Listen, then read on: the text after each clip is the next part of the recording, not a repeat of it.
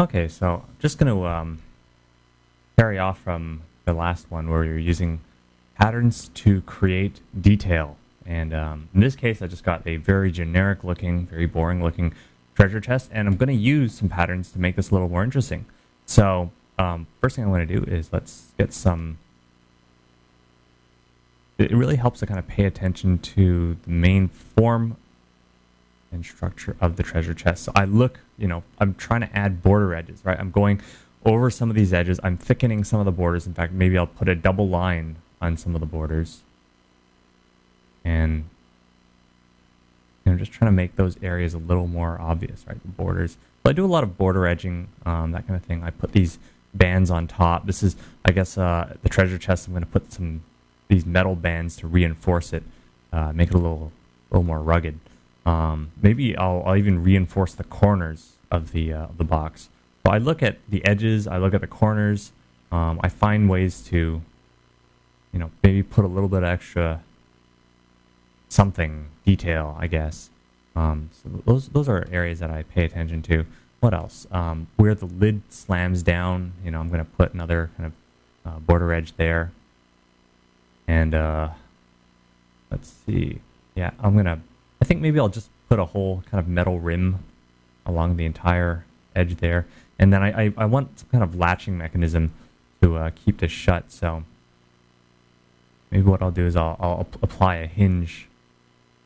Maybe it's not just using patterns. This is just kind of an overall way of thinking, a way to get more detail onto an object without it just being random scribbles. So there's a little kind of a lock plate here. I've got a hinge going on. Let's see, what else can I do? I could probably take this hinge. I'm going to put there's another part of the plate of the hinge here. So I'll put that there. Then I'm going to put some bolts on this to fasten this down. So, I'll put bolts in all four corners of the hinge. Maybe I can put, since this area is a little wider, I can put, one more bolt in the middle.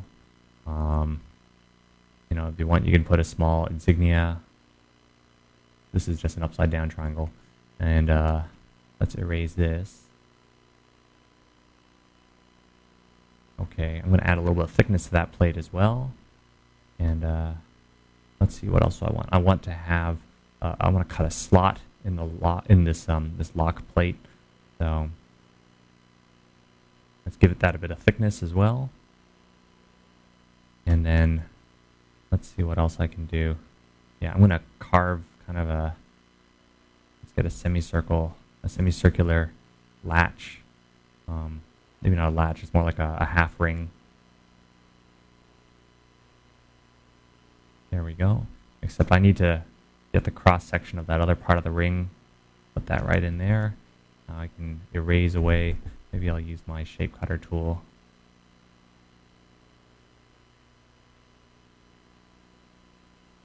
Okay, there, that's gone now. And then I can maybe put a little bit of a, let's see, I'm going to put another border edge there. This lock plate like itself, I think I need to show some kind of welding of some sort. Maybe also I'll put, I'm going to thicken it about this much. Okay, so I'm going to put another plate. So this is another mounting plate for that little lock ring. And then again, I'm going to thicken this up by a bit, just there. Now it's got a little bit of depth. So let's see what else. I can probably put more bolts. Let's bolt that down. It's 3 on each side. And let's see what else can I put on this thing. I could also, maybe I'll interlock a padlock on there. Okay, so let's just get the basic structure of the padlock. I could make it a combo lock. I could make it into a key style lock. Maybe I'll do a key lock. So this one is a padlock chest rather than a chest with an integral lock. So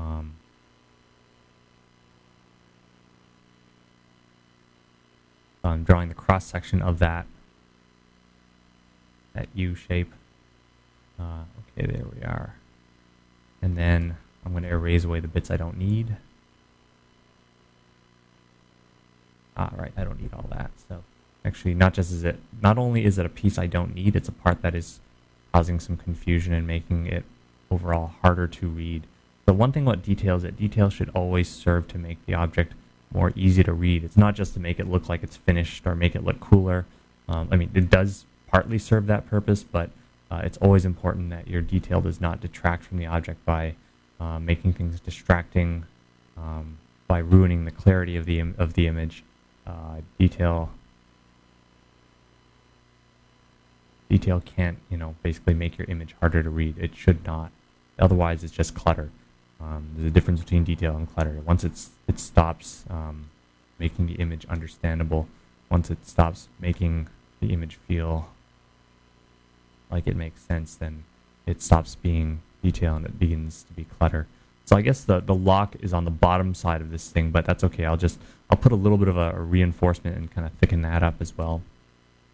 And then let's see what else. I can put like pins, right? These are bolts. I'll put little bolts on the top to hold the separate plates. So I'll put a plate on the top part, a thicker plate. Maybe I'll do the same for the bottom, a thickened border plate. So you see how I'm concentrating on the top and bottom edges. And again, you can put any kind of insignia you want. In this case, I'm just putting another upside down triangle. It's kind of a crappy insignia, but if you want, you can make it a Triforce or whatever you feel like. And let's see, what else can I do? If you want, you can have some writing on the side of that, or you can split it all up and make it so it's made up of multiple pieces of steel. Right, so that lock is now looking pretty detailed. How about the rest of our chest, though? So maybe on here I can put a few scoring marks. Maybe what I'll do is I'll put more ding marks down here where the lock kind of bangs against, and maybe I'm putting a second split right there. I'm right there in the pixels, putting a second split right there on the hinge, and maybe while I'm here, I'm gonna just erase that line, and let's clean that up. Yeah, it didn't take too long. Let's see. I'm gonna cut the edge of that, and there we are. Let's fatten up the other edge. So the bolt on the side, that's got to be extra thick, right? We don't want the hinge breaking.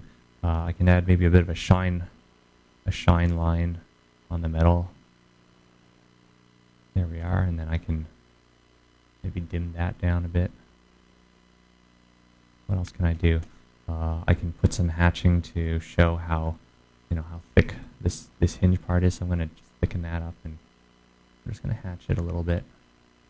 All right, there we go. And also, I think I need a bit more hatching kind of in there, just to show that there's a bit of a gap in between the two. It's a little bit slack. It's not 100% tight. And maybe I can do the same over here. Just a little bit of that. Maybe what I'll do is I'll also hatch the thickened edge. There we go. What else can I do? I'm going to thicken up some of these lines. Just the reason I'm thickening them is because they are lines of form. They're there to separate the form make it a little bit more readable. I'll do the same for the latch over here. Let's see, what else can I do? I can start dividing up. I'd like to put some divisions of planks on this chest. So what I'll do is before I do that, I'm going to carve away a bit of the cross section here on the side of that chest lid, and then I'm going to intrude as opposed to extrude. I'm going to intrude on there. There, okay, so now that's sunken in slightly. And okay, so there's a band of metal that's also thick. Right, okay, there. So let's kind of machine. There we go. Okay, so now what else will I do? I think I'll probably do another intrusion on this side as well. So let's thin that, make that a little bit thinner. Maybe I'll make that top edge kind of thick. So in fact, maybe my latch is slightly off center. So okay, let's fix that up right now. So I'm going to take this. Let's grab that, slide it over, center it a bit. Okay, that's much better. Doesn't bother me as much. So that's why it's important. Don't throw some detail in too fast. Kind of look around and correct things. It's not a crime to make mistake. It's only a crime to kind of leave it as is. leave your mistakes in there. You can make mistakes, just, get in there and fix them up. Don't leave them as is. Do fix things. Don't wait for someone else to point it out when it becomes an embarrassment. Let's see what else. Okay. Oh, there. Okay, so I'm just cutting these little bits away. I'm clarifying the form by erasing the lines I are confusing things. Cut that away as well. Let's clear that one. In the end, I wound up not using it. And let's see. Now that I've got that, just thinking for a bit. Is there anything else I want to do? No, not really. Okay, fine. So I'm going to split the wood here. I'm going to split that. I'll split that 3 ways. I think I'll probably wind up splitting the bottom part of the chest similarly. So I'm going to split that in half. Then I'll subdivide and subdivide. Okay, now I'm going to do the same thing for this part. So I'm going to sink that line in just slightly. I want to show that the band of metal has some thickness. Right, so the geometry always comes first rather than the detail.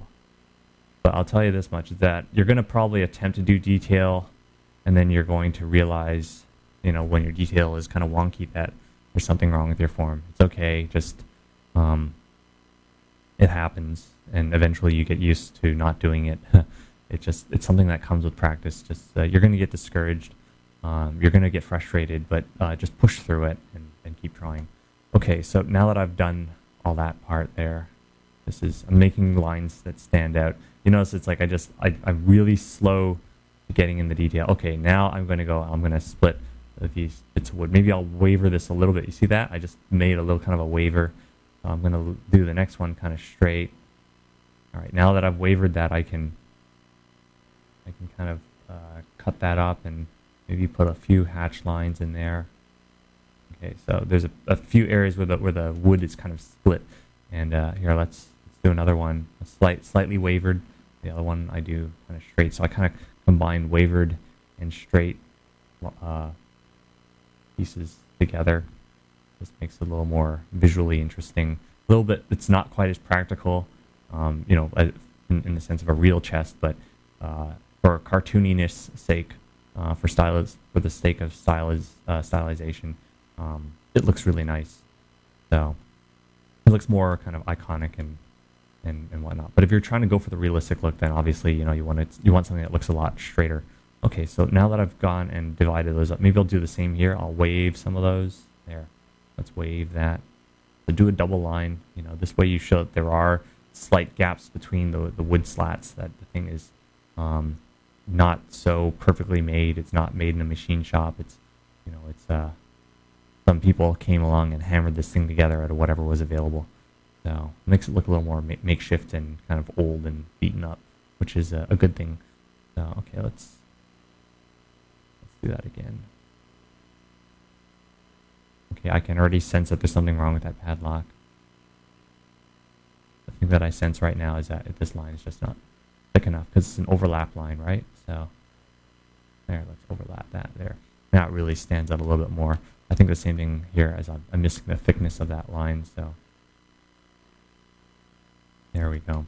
Okay, so the next thing is it's still not quite like wood. It's just planks of stuff. So what I'll do is I'll add a few. These are knot holes in the wood. There's another one. The knot holes can overlap objects. They can be standing out on their own. Okay, so now that I've done those few knot holes, I'm going to, let's see, just, split the wood.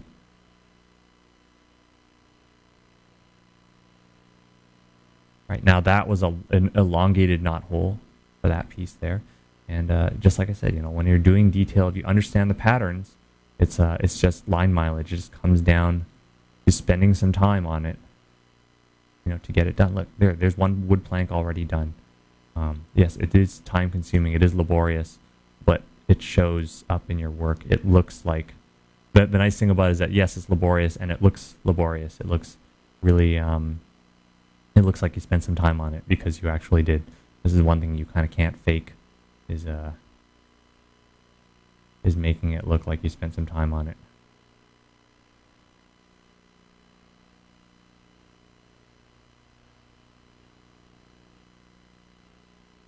follow the contours, right? You just wiggle it, and then, kind of imagine the line going through and then come out on the other side. Right, so maybe what I'll do is, while I'm still here, I'm going to thicken the border line just so we can make the distinction between the plank line, the edge of the plank edge, versus the wood grain, the lines on the wood grain. Keep things readable, right? Your details may sometimes wind up sabotaging the readability of your form. If that happens, then you have to go in there and remedy it, fix it. It's okay to make mistakes. Just the only crime is just leaving your mistakes and not learning from them, and not doing anything about them.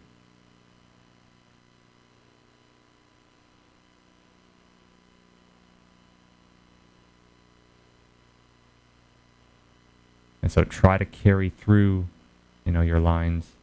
Carry those through. So that one carries through. This one, carry it through. And then I can put another elongated knot hole here. Right. So carry your lines through whenever possible. And here, look how I start too close, like two of them are close together, and then it weaves apart, and it makes that space there. And then there. Right. So learn how to kind of vary the spacing. Learn how to kind of weave the lines. It looks really nice. Makes it look a little less regular and boring, which is the thing. It's funny. It's like we're using a pattern, right? We're using patterns that we're using patterns to add variety. We don't want things to look boring. So you're it's not random. Right? It's just there.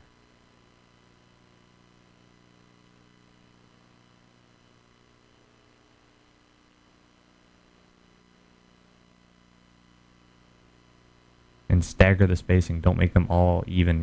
If you see that they're all even, go into a few of them and add a few extra lines to stagger it. It's okay if you put in a few even lines, right? It's just go in there afterwards and add a few additional lines to stagger it up to make it look interesting again. I have a natural tendency to make things even, so whenever I see that, I always kind of clue in on that, and then I stagger things up. In this case, I was always doing a lot of these knot holes were always at the edge, right? So in this case now, I'm purposely taking one and throwing it, further out. Like having too many out in the open is just as bad as having too many that are overlapping. And I'll leave that, even though I see a gap, I'm going to leave it alone.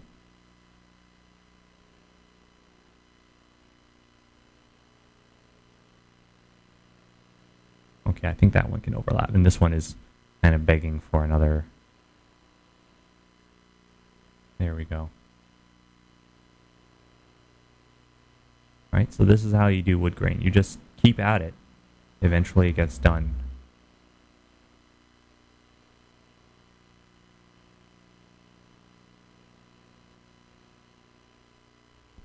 All right, so you kind of have an idea of what's, how that's going to go. I don't want this, it's going to get boring when you watch that. It's going to take a while for me to do all of that. But let's see what else we can do. We can cut that up. We can add a few rivets, double rivets this time, for these parts.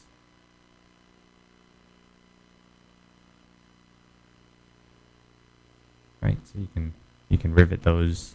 You can also add rivets.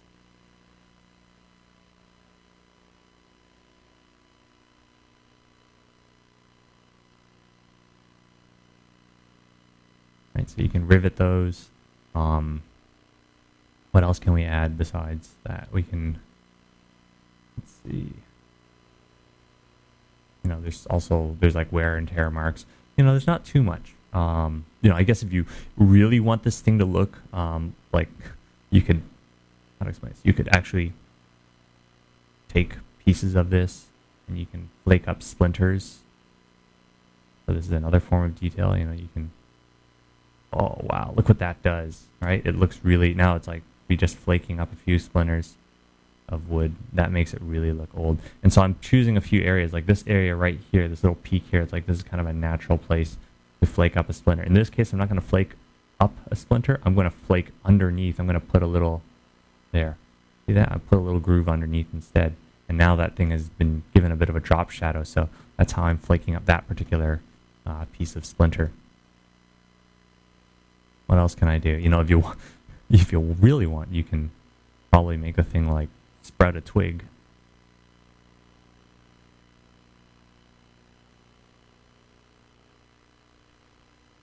Some of that wood isn't exactly dead.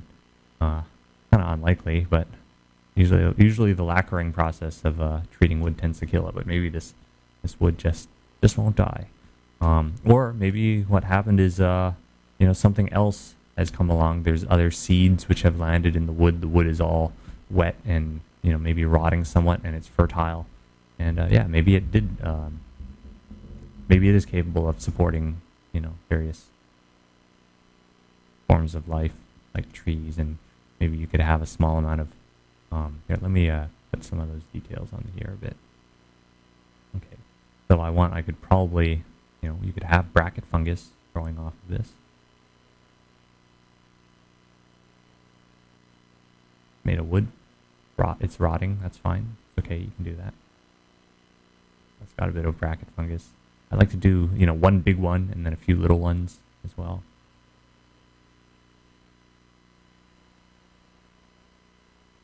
Right. You could also do something like this. You could take. You see, there's a few rounds and then there's a few straights, and they're small and they're different sizes and they're round and they're right. So you can do stuff like this where you do the same thing except that you wrap it on the side of the wall, and once you reach a plank edge, you break the continuity of it. Add a floating piece. And you break it again. Right. This is good for a paint chip. This is a good paint chip effect that you can add.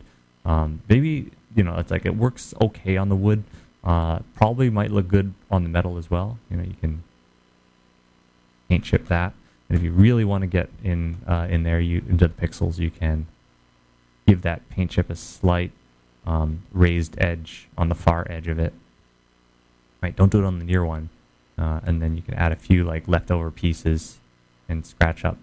Right there, I can put that there. I can scratch this up, and if you want, you can hatch slightly a few areas, right, just to keep it looking interesting.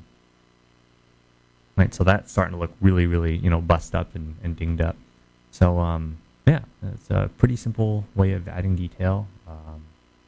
Adding decay to something, and you can do all this in the initial sketch, even before you paint the thing.